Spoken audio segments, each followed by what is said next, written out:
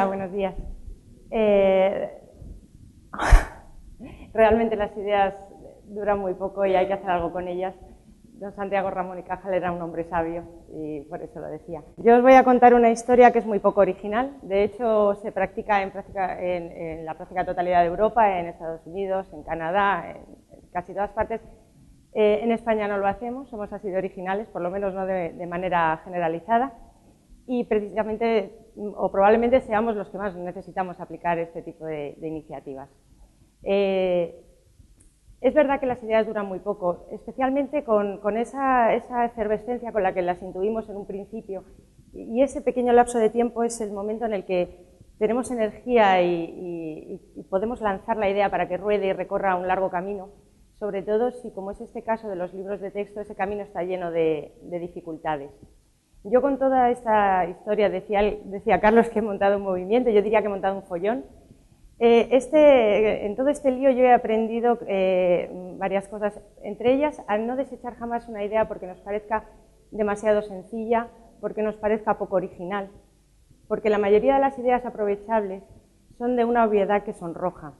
Yo tengo la anécdota que me sorprendí a mí misma de la reacción cuando, hablando con una reportera del periódico Magisterio que estaba interesada en conocer los detalles del sistema de reutilización de libros de texto que proponía, terminó y la muchacha me miró muy sorprendida y me dijo, pero esto de cajón de madera de pino. Digo, efectivamente, es así.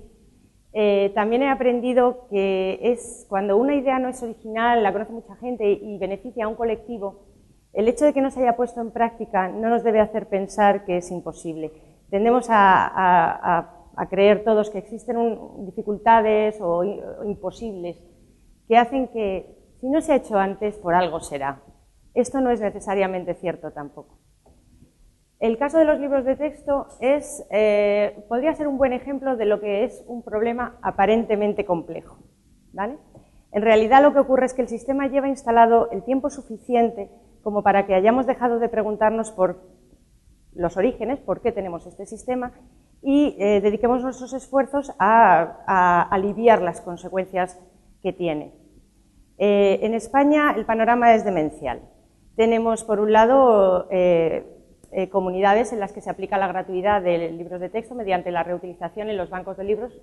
Luego tenemos, en otro lado, las que cargan el peso de la compra sobre las familias y, lógicamente, hay personas que no pueden acceder a ello y para eso ya han inventado todo un sistema de ayudas, de bonos, cheque libro, usted tiene estos requisitos, usted tiene estas características, entonces puede acogerse, usted sí, usted no.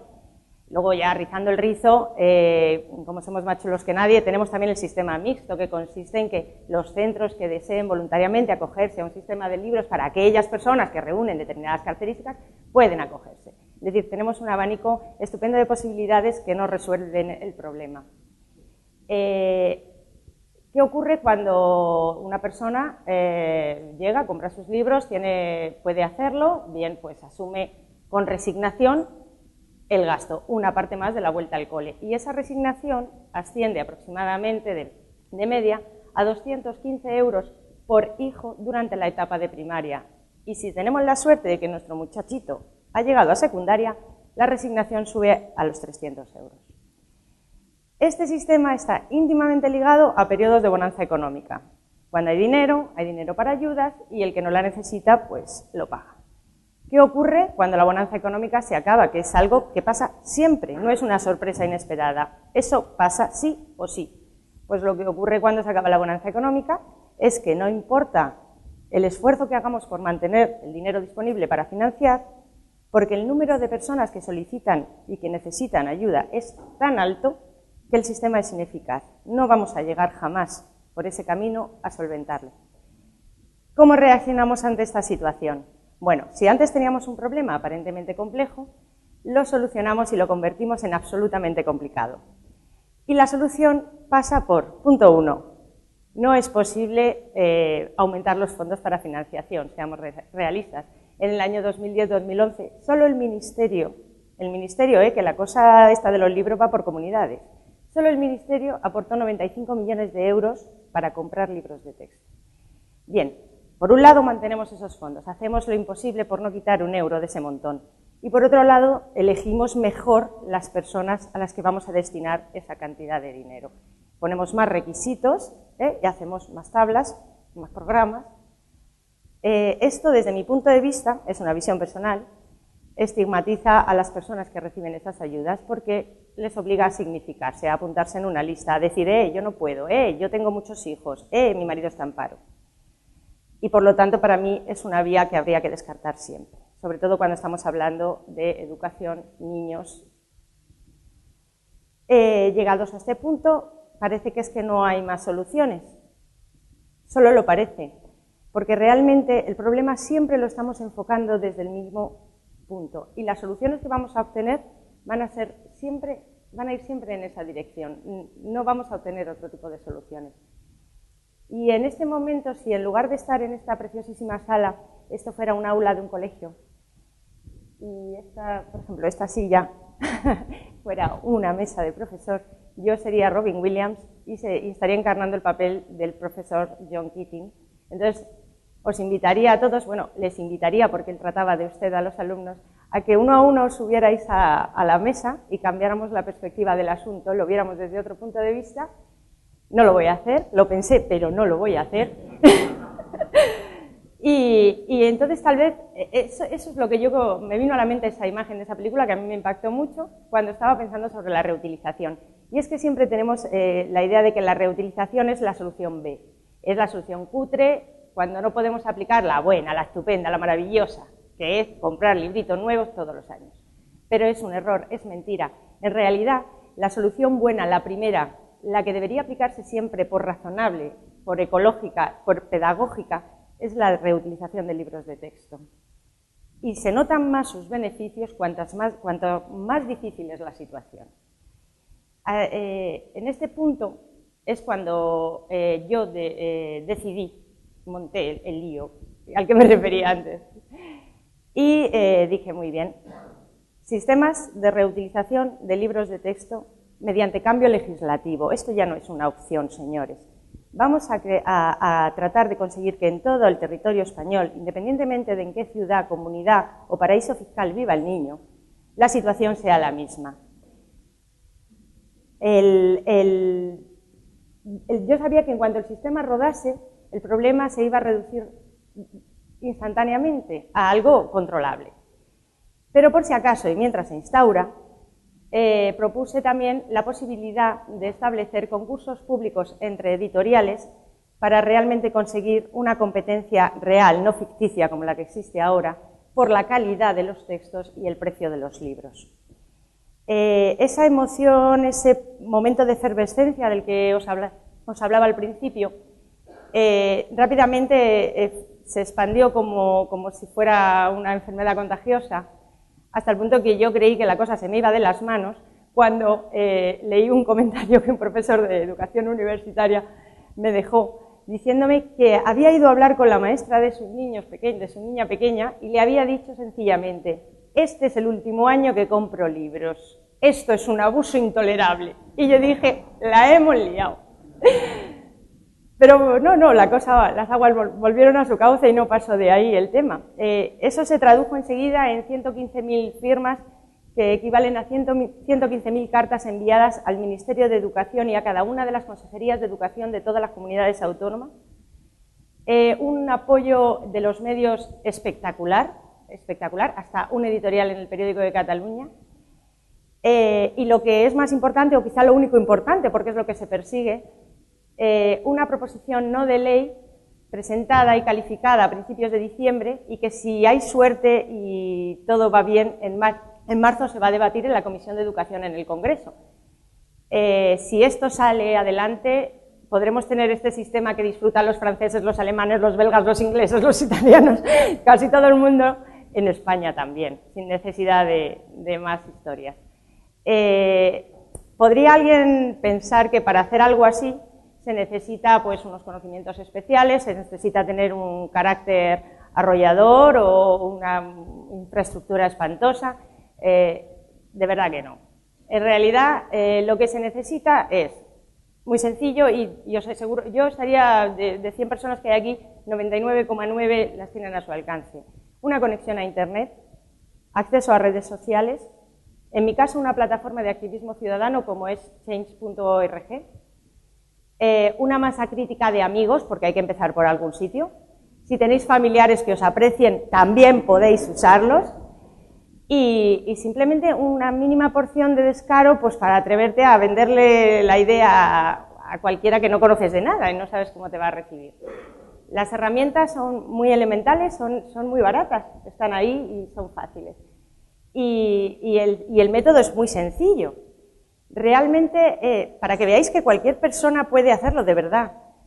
Yo era tan absolutamente pardilla que cuando fuimos a entregar las primeras 94.000 firmas al ministerio, allí en el registro, la cosa muy seria, muy oficial, de repente me mandan unos formularios que tengo que rellenar para comunicar a la delegación del gobierno que nos vamos a reunir 4 gatos en la puerta del ministerio y que yo me responsabilizo de todas las maldades que puedan cometer en la vía pública. Y claro, me entró el pánico y dije, Dios mío, ¿y si nos juntamos allí? Consulté con un hermano mío que es abogado y le digo, oye, tío, vamos a acabar todos en el cuartelillo. Y me colgó automáticamente, claro, y me dijo, anda, no seas pava, esto se hace todos los días varias veces. Os digo que si alguien con esa ignorancia lo ha hecho, vosotros podéis seguro y mucho mejor. En este punto, todo el mundo puede hacerlo. ¿Cuál es el punto que hace que uno dé el paso y otro no? La emoción. Hay un momento en el que hay algo que nos conmueve y nos hace dar el paso, nos emociona y nos hace movernos, ¿no? Tuve conocimiento de él hace poco y me pareció alucinante. Un neurólogo portugués llamado António Damasio, Premio Príncipe de Asturias del año 2005 de investigación, ha concluido en sus estudios que las decisiones que tomamos basándonos exclusivamente en la razón sin tener en cuenta las emociones tienen altas posibilidades de ser erróneas. Y él pone como para explicarlo, cuenta una metáfora muy gráfica. Dice, la razón es el piloto y la emoción es el combustible. Yo buscaba una respuesta a una pregunta que me han hecho muchas veces, que es ¿por qué lo haces? ¿Qué ganas con esto? ¿Por qué te has metido en este lío? ¿A ti qué te va? De verdad que lo buscaba porque yo quiero dar una respuesta sofisticada y compleja cuando alguien me pregunta eso.